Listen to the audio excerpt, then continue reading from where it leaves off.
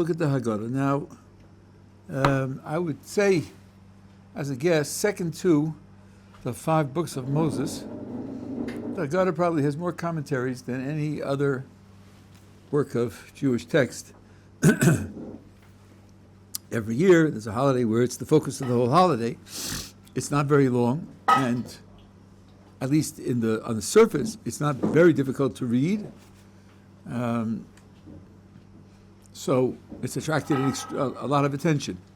And this attention lives in very many different types of dimensions.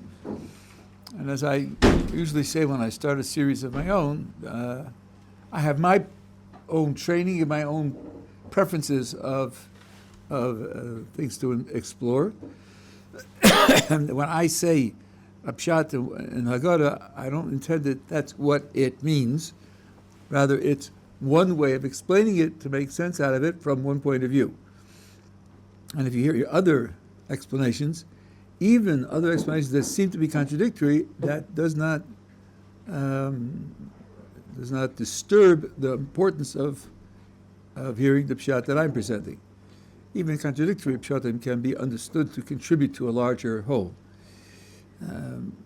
My background is in philosophy, somewhat in mathematics. I'm interested in textual analysis in terms of the words and the logic. I'm interested in Kabbalistic ideas and Hasidic ideas. Those are the things that describe my particular sensitivity to the text. Now, the first element in the text, well, here you have preliminaries before the actual Seder. This is in this beautiful Haggadah. It's on page 6. It's the Simonei Seder, the order of the Seder service. Now we have 2 types of Haggadahs here. You see, if you have the other Haggadah, you know where the Simonim are. Say out the page so people will be able to know where it is. The 15 stages of the Seder. Okay.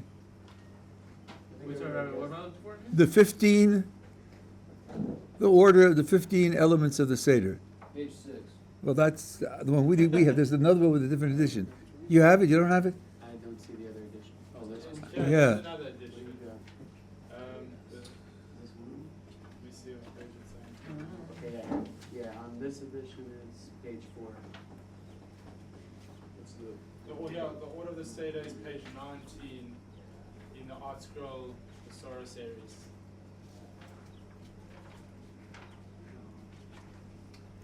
Yeah, here you can grab one. Yeah, okay. So you have it on 19 over there, and we have it on 6 over here. So we're all set. Now, there are 15... there are 15 stages in the Haggadah. There are also 15 steps in the temple going from the entranceway to the highest point.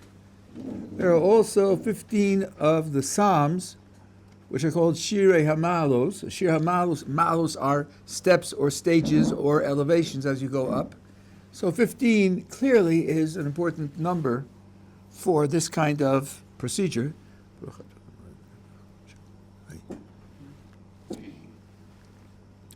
15 is also the numerical value of one of God's names, spelled with a yud and a hey. So that would have some relevance here. I want to point out one little piece of grammar, which I found at least one commentator points out. And the English doesn't preserve it, so you have to understand it in the Hebrew. I'll translate it to you and see if you pick up where there's a break in the continuity. Say the sanctification and wash their hands, eat parsley, break the middle matzah, relate the narrative, wash hands, say grace, eat bitter herbs, eat the horseradish and harozes with the matzah, partake of the meal, eat the middle matzah, say grace after meal, say the Hallel, prayer for acceptance. Okay, now listen again, carefully. Say the sanctification and wash hands, eat parsley, break the middle matzah, relate the narrative, wash hands, say grace, eat bitter herbs, eat charosas, break the meal, eat the middle matzah, say grace, say hallel, prayer for acceptance. What's the break? Hmm? Prayer for acceptance is Okay, listen again. Say the sanctification and wash hands, eat parsley, break the middle matzah, relate, wash, say, eat, partake, eat, say, prayer. How about and? Hello, between 1 and 2 there's an and none of the other ones have and. Oh, Yeah, that's a little odd, isn't it? well, it's It's a little strange. They skipped that in this English translation. That's why I put it in. I read it. I put it in when I translated. I said that. The answer to this translation. What's an and here and there? Because they don't pay attention to the things that are really important. So, the and means that the first two are joined together in a way that the other ones are just a list of step after step after step. So let's think about that. Number one is sanctification, making kiddush, and the second one is washing hands. Kiddush means doing something that produces, expresses, describes holiness, sanctity. Washing hands typically is a way of getting rid of something on the hands that's not good, dirt or whatever. It's symbolic of disposing of something that needs to be eliminated. So it's a positive and a negative. Now, when you think of working on your spirituality, both types of actions are necessary, both positive and negative. Of course,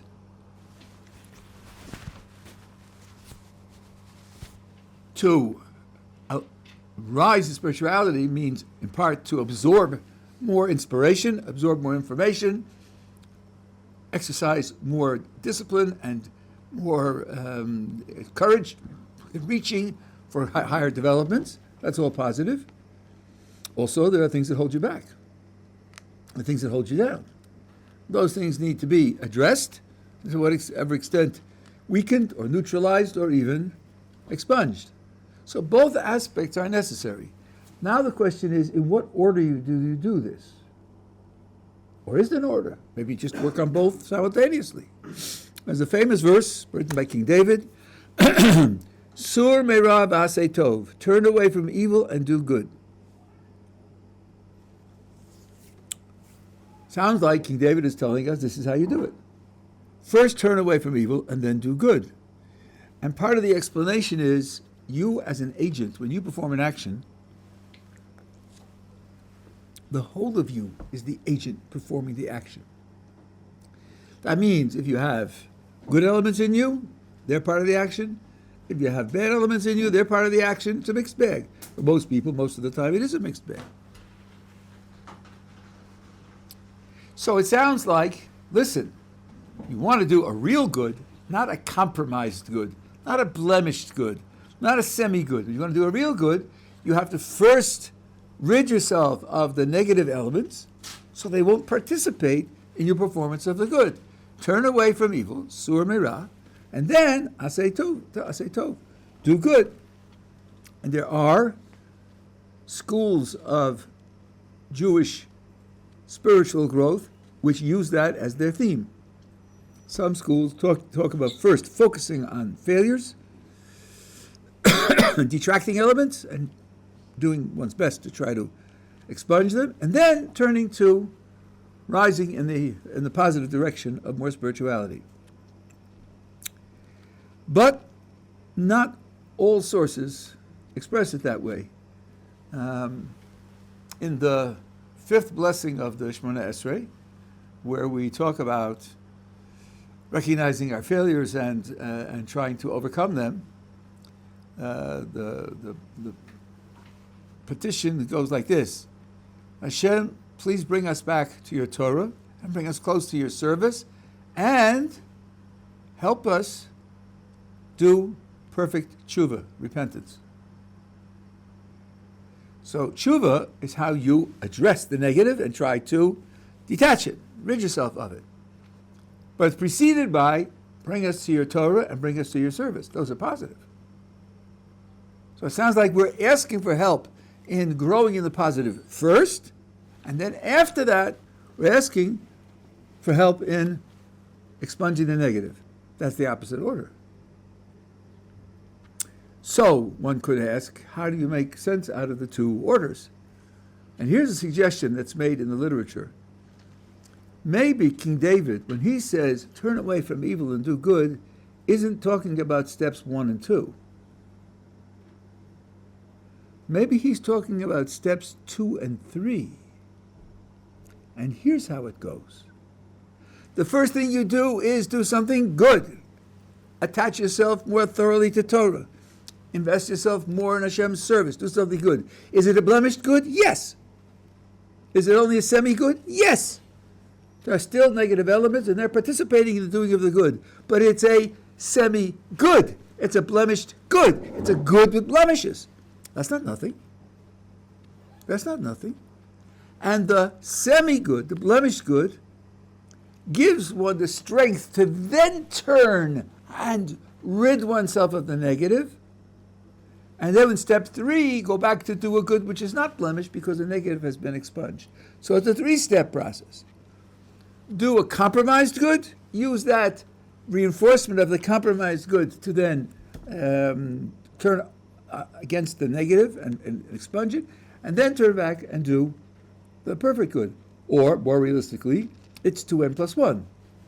It's an odd number. You start with doing the blemished good, and then that gives you the ability to somewhat overcome some negative elements. And then you go back and do another good, which is a superior good now, because there are less negative elements in it. And that gives you the strength to turn back and then work again to expunge more negative elements. And that's how you make progress.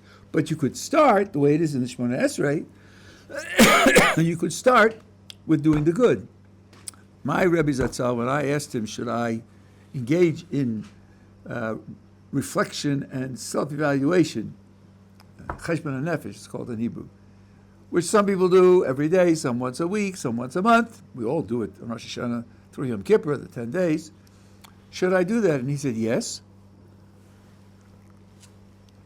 He said, I have to, but he said, it's appropriate to do, with one condition. Always start your self-evaluation with something good. Think over your day. Find something that you did during the day which was good, and dwell on it. Meditate on it. Yes. I struggled with that. I made the right choice, and it came out well. I did the right thing. And pat yourself on the back.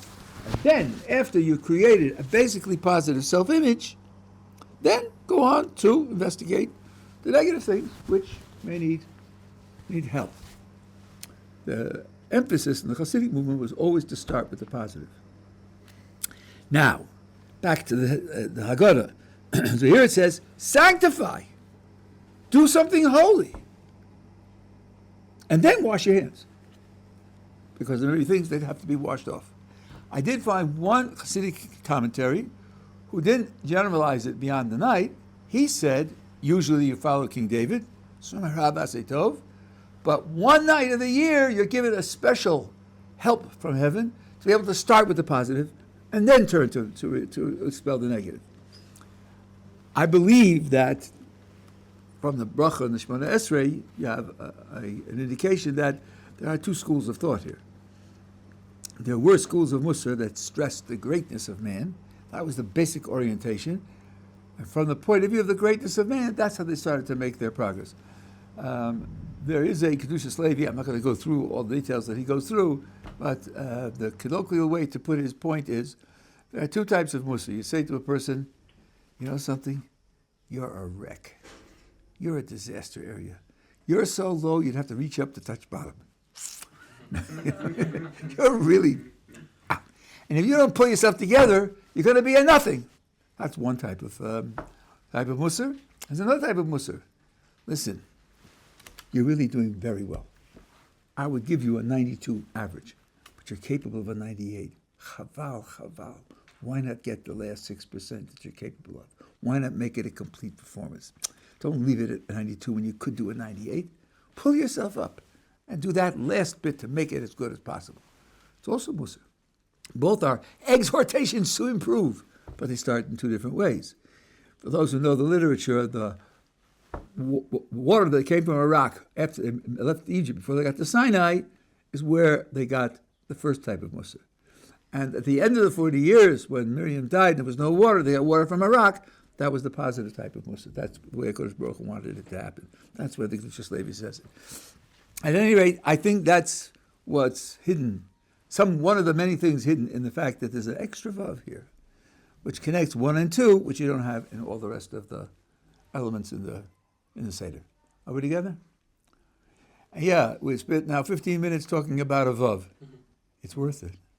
It's worth it. Vav is a very important letter. And so is every other letter. One of the things you'll learn as you go through this type of learning over and over again is pay very careful attention to every letter. Yeah. Who put Dovid together? It's a collection of things from different times. We know that because in the beginning there are a few sentences in Aramaic, and the rest of the Haggadah is in Hebrew. Some of the Haggadah is in the Mishnah, and some of it isn't. So each piece would have to be. Rav Kasher wrote a Haggadah where he classified all the pieces and where they came from, who authored them, but they're different. Yeah. Just to clarify, the sanctification step is the good part, and then washing hands is removing the. That's right. That's exactly right. Okay, ready? Okay, fine. Now, let's take a look at Kiddush. Well, I'm going to skip the part for Shabbos because this time it's mostly Shabbos. There is Havdalah. This is the Kiddush for holidays, and it has a number of important elements in it that I can explain. Obviously, every word is important. It speaks of Hashem who, hath, who's chosen us from among all people, exalt us above all languages, and sanctify us with his commandments. Now notice the order here. If someone said, you know why we're special? What makes us special, what makes us different, is that God assigned to us a special task of living up to the 613 commandments, and thereby perfecting the creation, so forth and so on. Sinai is the time when we became a nation, when we received the Torah, and the Torah is what makes us special. That's not exactly what this says, because he says he chose us and exalted us, and only third sanctified us with his commandments. That seems to mean that there's something there to base a relationship before and independently of the commandments that we got. And after all, God chose the patriarchs and matriarchs. And they're hundreds of years before the Torah was given at Sinai. So there has to be something essential in the Jewish nation beforehand that at least qualifies for the beginning of this relationship. And he gave us language, which is the official Jewish language, which is Hebrew, and that's somehow more, it's exalted, it's raised above all the languages. Now, of course, you study language and the history of language, it will definitely be programmed into you that all languages are artificial, they're all conventional, there's no particular connection between C-A-B-L-E and this, or C-A-T and what the ones that roam around outside. They're just sounds and symbolic representations, and in different languages they are different, and there's nothing to make one right or wrong. Well, that's generally correct, but the vast majority of Jewish sources say that Hebrew isn't like that. Hebrew is a language which is connected to the real world. The letters of Hebrew were the elements out of which the creation was made. The words of Hebrew, indeed, it says in Genesis, it says word for word, God brought the animals to Adam, and he called them their names. It doesn't mean he made up a syllable. Okay, that one's a sloth, and that one's a turtle. And no, he knew what the letters meant. He knew what the combinations meant. He looked at that animal and said, this is its name. I'm not dubbing it with an arbitrary name. No, That is its name. And then someone who speaks that language, his thought processes are molded by the language which has that special relationship to reality. There was a French from the 19th century, I guess he was a kind of sociologist, and he made the following remark. You can judge for yourself what it's worth. Pity the poor English and glory the great French. Because, you see, the French language has a noun and then adjectives after it. Because that's how the mind thinks. The mind thinks of an object and then thinks of its qualities. The British are crippled because in English, the adjectives come first and the noun comes afterward, which is against the way you think. That's what's wrong with the British, among one of the many things that the French think is wrong with the British. Their minds are all confused because their language is backwards from the way you think. That's an actual thing that a French savant said. Of course, a lot of the answer is simply that the way you think is molded by the language you learn to speak. Not given beforehand. And if the French has one order and English has a different order, then the English probably will be thinking the way English is because that's what they learned to speak, and that had an effect on how they think. What you speak and how you speak does have an effect on how you think. And if you start off with Hebrew, if Hebrew is your first language, or at least a language that you speak, that will have an effect on how you look at the world. And this shows itself brutally in mistranslations. Many dictionaries will tell you shalom means peace. What does peace mean? Well, peace means absence of disturbance. A peaceful night means no air raid sirens, no explosions. It's peaceful. In English, you could say that the graveyard is very peaceful. That's true. You could never say the graveyard is shalom in Hebrew. Never. Shalom comes from a root which means complete. Completeness in a certain sense of perfection. It means it has a lot of different elements. They integrate into a whole where they contribute to a function in a smooth, organized, and efficient way. We're not looking for just no bullets. We're looking for shalom. It's a different idea. So if you speak Hebrew and think of shalom, and you report it in the New York Times, peace, it's not going to be the same thing. It's not going to be the same idea. At any rate, so we have that language. And because we have that language, we have a special relationship to the way the world is, the way HaKadosh Baruch Hu created it, and therefore to HaKadosh Baruch Hu, who is the creator. And the patriarchs and matriarchs lived lives that expressed godliness, because human beings can have godly characteristics, which isn't obvious, shouldn't be taken for granted. If the Creator is an infinite, very being, and not a spiritual being. Spirituality is something He created, along with tables and chairs. Spirituality is just a feature of the created world. He's beyond even the spiritual. If we had been told, and of course, therefore, human beings and God can't have anything in common, we'd have nodded our heads and said, of course not. That's obvious. So when we're told it's not so, we have to pay attention. There is one of the 613 commandments, which is you should acquire godly characteristics. Just as He is gracious, so you too should be gracious. Just as He is merciful, so you too should be merciful. Other sources say, just as He is holy, you should be holy. So that means that in spite of the fact that there's this infinite gulf between us and the Creator, we can possess something like His qualities, His characteristics. And some of you know very well a verse in Genesis which backs this up. What verse is that? God created man in His image or in His form or something. God gave man some godly characteristic in him. It says that explicitly. Part of the relationship that carries is the possibility of expressing those qualities which are godlike qualities, like loving kindness, for example. So, that being the case, when people, like the patriarchs and matriarchs, express those qualities, then they qualify for a special relationship with the HaKadosh Baruch Hu. You want to ask a question? Yeah. Rabbi Madelon kind of suggested at something like this in the last year in regards to like our nishamas, or maybe it was Rabbi Cooper Smith, or I'm getting the two confused. The point is that potentially the godlike characteristic that he's put in us, or is there something more than that potentially? No, that is it. You remembered exactly correctly. Now, I'll tell you what the tradition describes the neshama as, though I have to be careful because very often when in our corpus of information, words are not meant to be literally, or not the way that literally a 6-year-old would understand them.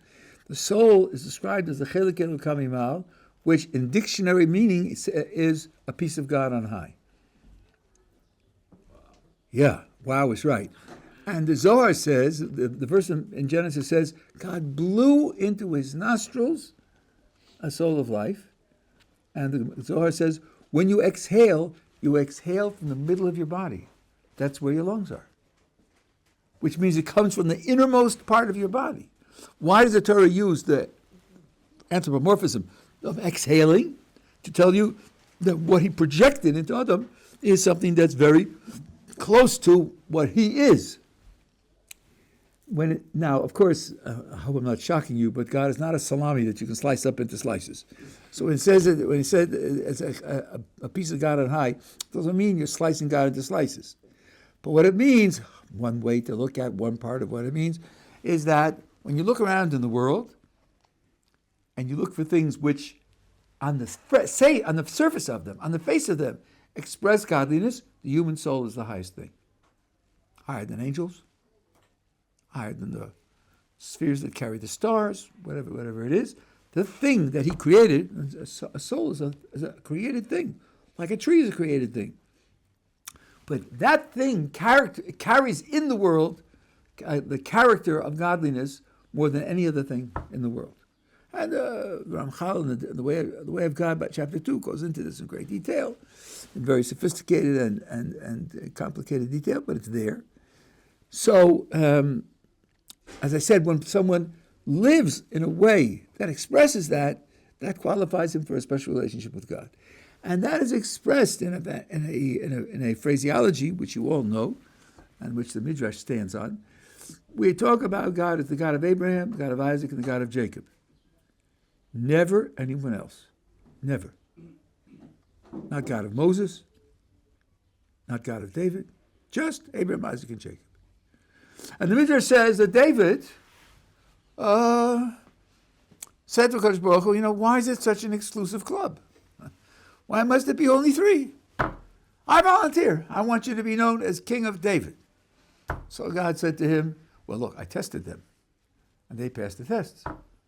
So David says, test me also. So God says, you're on. I'm burlesquing this, but okay. Right? And he gave him a test, and he failed. I said, see? They passed. Yeah, you didn't pass, so I'm not going to be known as King of David. But the idea here is the idea that the lives of the patriarchs and the matriarchs, though they are hidden more, but those people, their lives more consistently and more completely expressed the godliness that man is capable of than the lives of any other people before or after.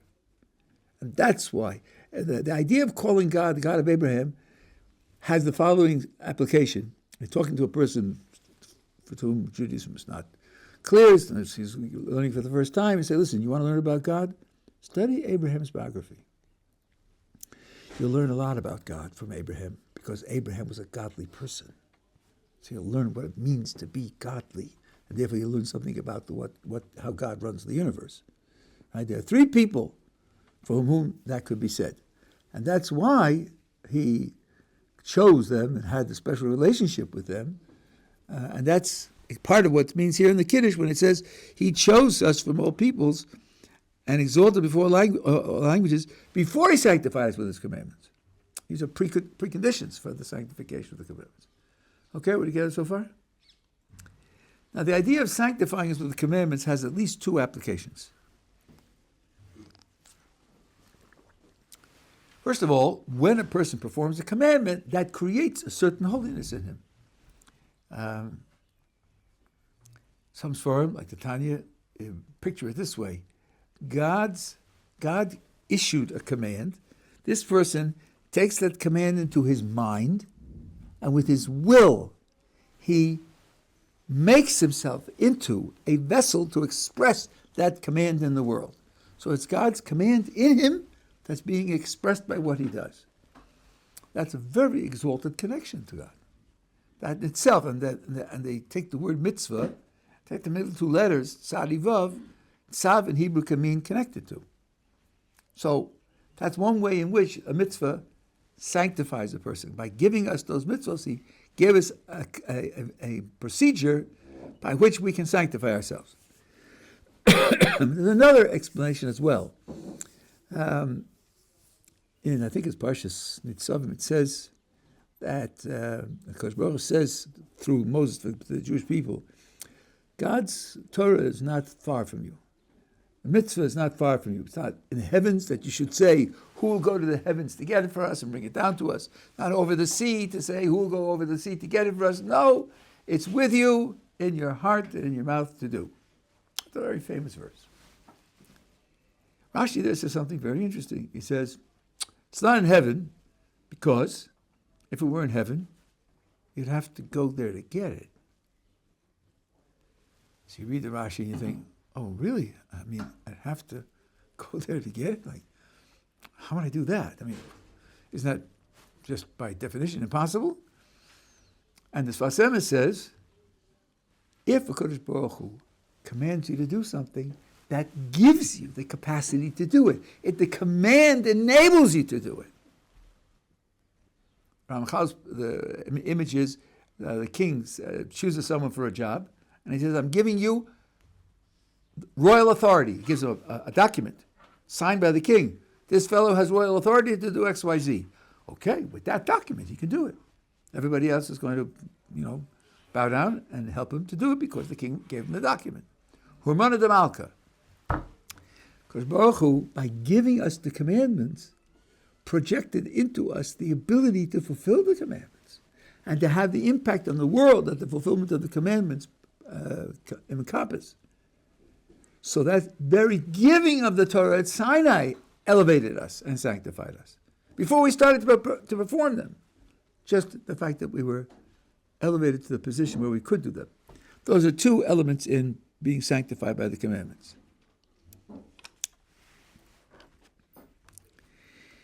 Then, after that introduction, it says, with love you gave us when it's not Shabbos, we'll skip that. Now they translate solemn days for joy.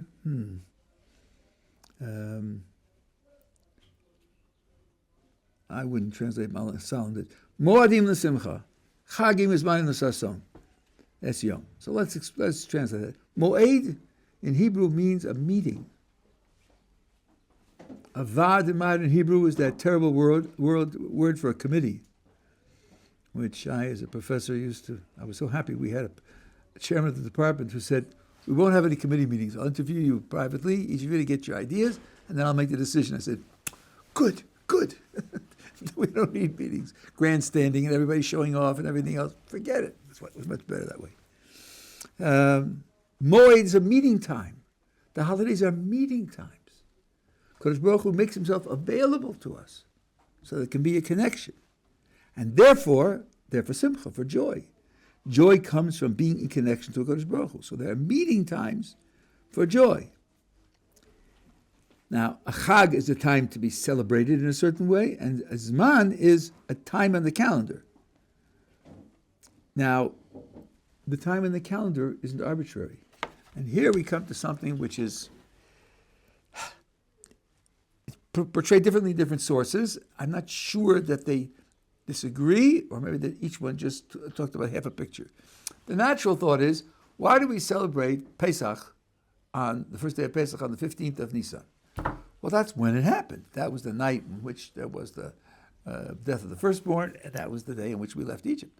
That's our liberation day. That's when it happened. So every year, on the anniversary of that day, we celebrate what happened on that day. That's true. That's true, and that's fine. But it leaves open a question. Is there any reason why it happened on the 15th of Nisan? And if it happened on the 16th of Tammuz, we'd have celebrated on the 16th of Tammuz, because that would have been this anniversary. And there are Sforim that say no. The 15th of Nisan was set aside from the creation of the world to be the Jewish Liberation Day.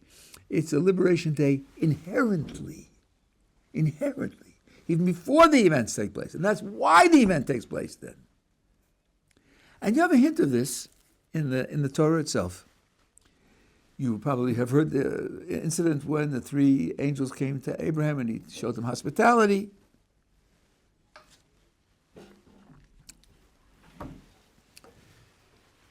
And then they left Abraham, and two of them went to Sodom, where Lot was living. And Lot gave them hospitality. They came towards the afternoon, they came into his house in the evening, and he made them a meal, a drinking party. And the Torah specifies a meal, a drinking party with crackers. Crackers! Don't make a mistake, crackers. Matzos, it says. So be careful, we just say, really? That's how we treated them? Crackers? Like, why did he do that? Especially since when they went to Abraham, Abraham told Sarah to make breads. And the oral tradition says because it was the 15th of Nisan. It was the first night of what will become Pesach hundreds of years later. And even before the Torah was given, Abraham knew that, and Lot knew that. They kept what they could of the mitzvahs that were available, and even then. So, when we talk about zmanim, the time in the calendar is not arbitrary, and therefore that's one of the words for the holiday. Now here we have Sason and Simcha, which says Moadim the Simcha, Chag Yismanim the Sason. The Gaon of Vilna explains those two words as follows. Both of them are signify a happiness. Simcha is where you prepare for something, you build something, and you manage it. And so when it comes to fruition, you have Simcha. Sort of like getting a degree in university. Then 4 years working on it, and then you get the degree. You satisfied the conditions and made it happen. Sason is something that's unexpected. There's a verse, Sason ichi alim rosecha kamotzi shal harav, I rejoice on your word as someone who finds a great treasure. Most people don't go hunting for great treasures. Sometimes they stumble across them, but they don't go hunting for them. Here, sometimes you have a surprise, something you didn't anticipate, which turns out to be very, very valuable. And life has both aspects in it. I usually say this when people are getting married. You planned for this, you made decisions and evaluations, and you've planned your life together, hopefully, and what you want to accomplish and where you want to do it, and so forth and so on. And there will be surprises. Prepare yourself for the unprepared, anticipate the unanticipated. And some of them are really extraordinarily inspiring. The other person, you and the other person, have certain features which interact with one another in ways that you couldn't have dreamt of. And they make the marriage a much more joyful union than it would otherwise have been. Because we prepare for both. Holidays we prepare for. We know it's coming, we know what the laws are, we know all the preparations you have to make. But if your eyes are open and you're sensitive, you also experience things which you didn't prepare for, which are also part of the rejoicing of the holiday. You had a question? No. Okay. Sorry. That's all right. Okay. I was hearing the cat. Yeah. Room. Yeah. Maybe it fell down in the No, it's there's a depression there. It's not in the room. I don't think so. And then you have the name of the holiday. Now here is a little bit of a secret. Just Levi talks about this. The name of the holidays in the mouths of the colloquial speaker and the name of the holiday in the Torah are often not the same. For example, the up-and-coming holiday in 3+ weeks is Huh? Pesach? Pesach, right? Pesach. Nowhere in the Torah there's the word Pesach used for the holiday. The word Pesach is in the Torah. What is it used for? The doors, passing over the houses. Good try. This is a samach, is a samach, not a saf. Yeah, it's for the Paschal sacrifice the day before Pesach, on the 14th of Nisan. And sometimes it's used for the 14th of Nisan because that's the day in which the Paschal sacrifice takes place. Nowhere in the Tanakh is the holiday called Pesach. It's called Chag HaMatzos, the holiday of matzah. Well, we should think about that. Why would the colloquial language of the people not follow what the Torah says about the holiday? And there's another example of that. Our year begins with which holiday? Rosh Hashanah? Rosh Hashanah. Absolutely. Nowhere is there a Rosh Hashanah in the Torah. Nowhere. It's called Yom HaZikaron, Yom Trua or Zichron Trua, the day of the shofar blast.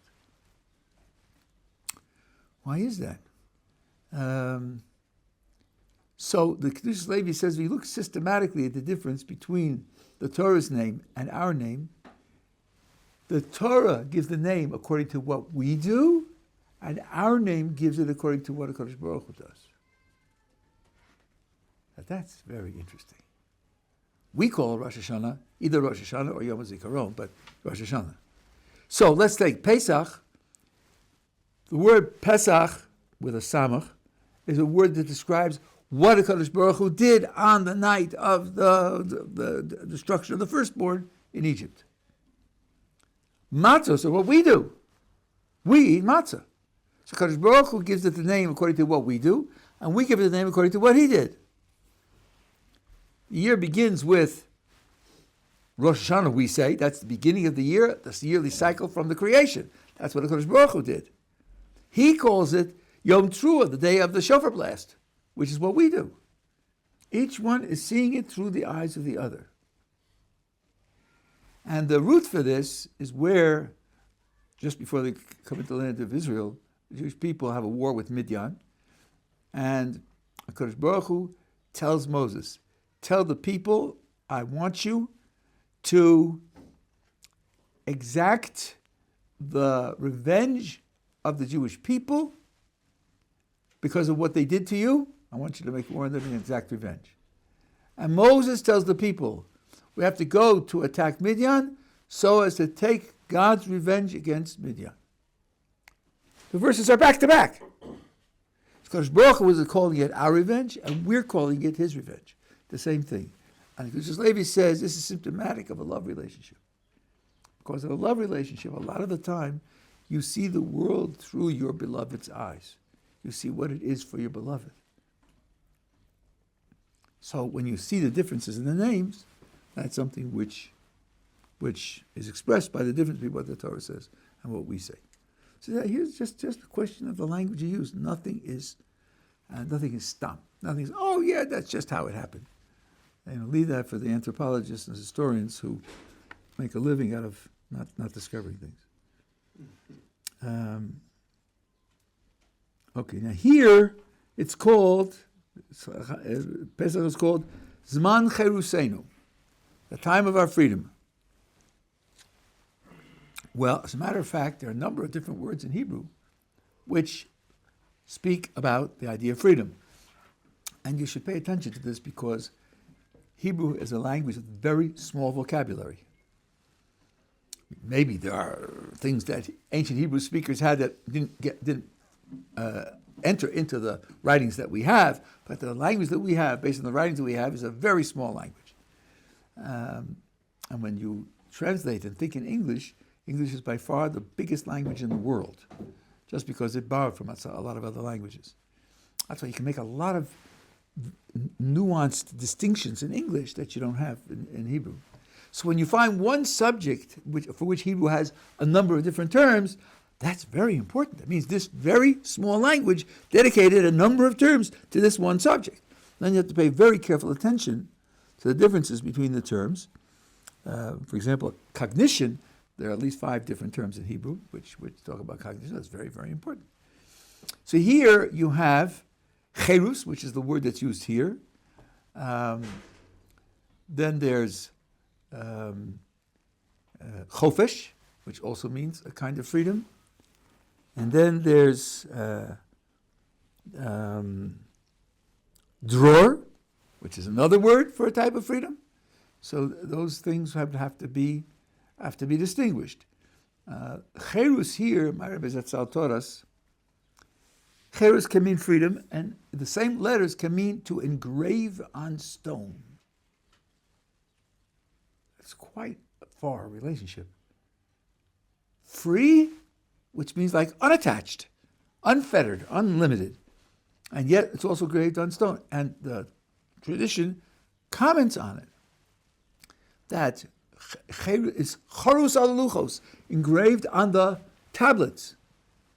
And the Rabbi said, when you say on Pesach, Zman Cheruseinu, you should be thinking ahead to Shavuos, when we received the tablets with the 10 pronouncements engraved on it. And there's a very deep idea, a million great deep ideas. But here's a philosophical idea. Let me ask you, someone gives you a rule that you must follow. Does that increase or decrease your freedom?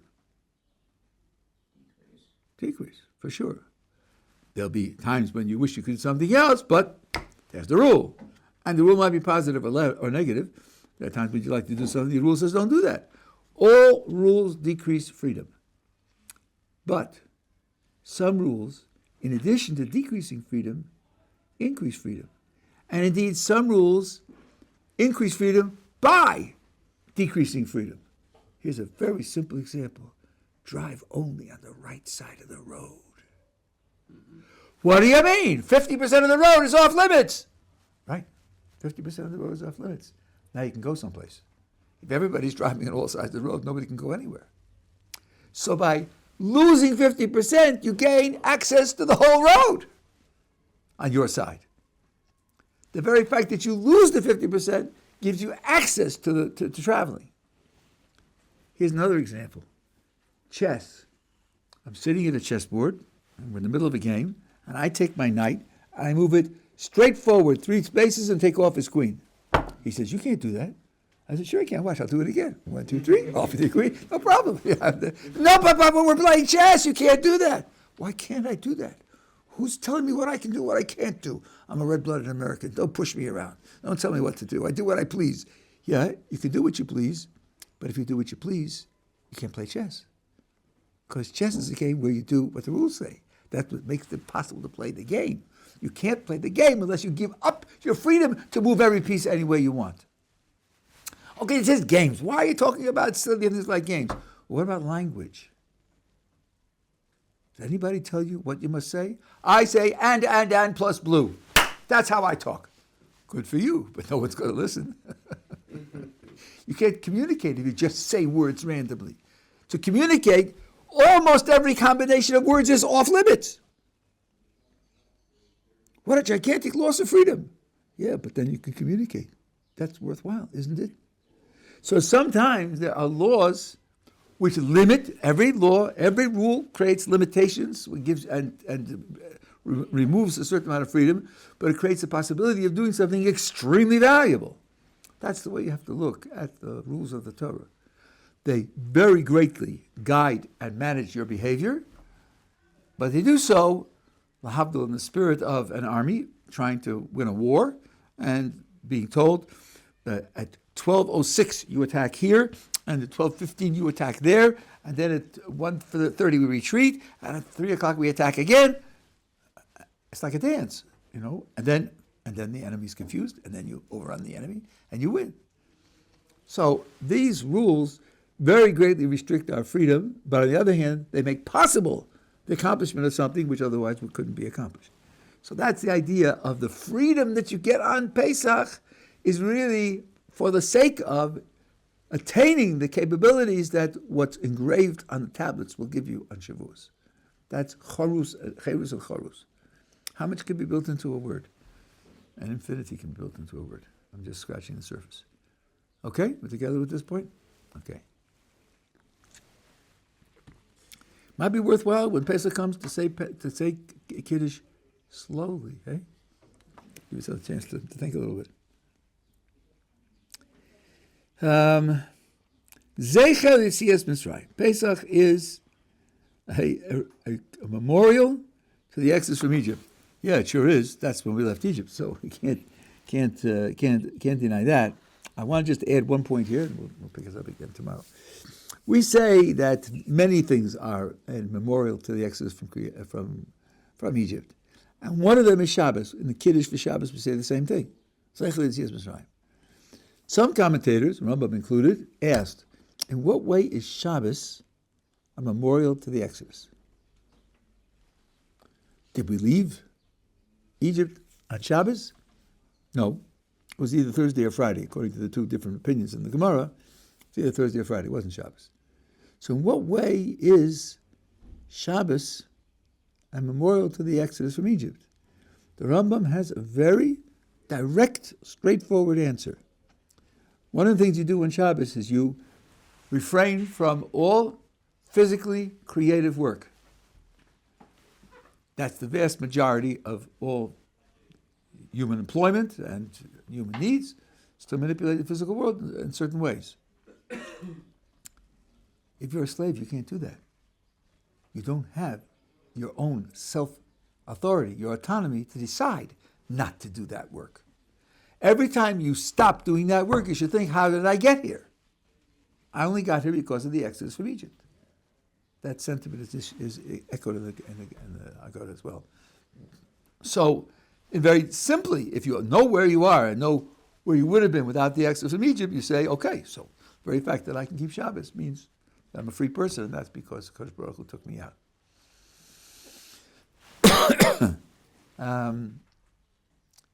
The other idea is this.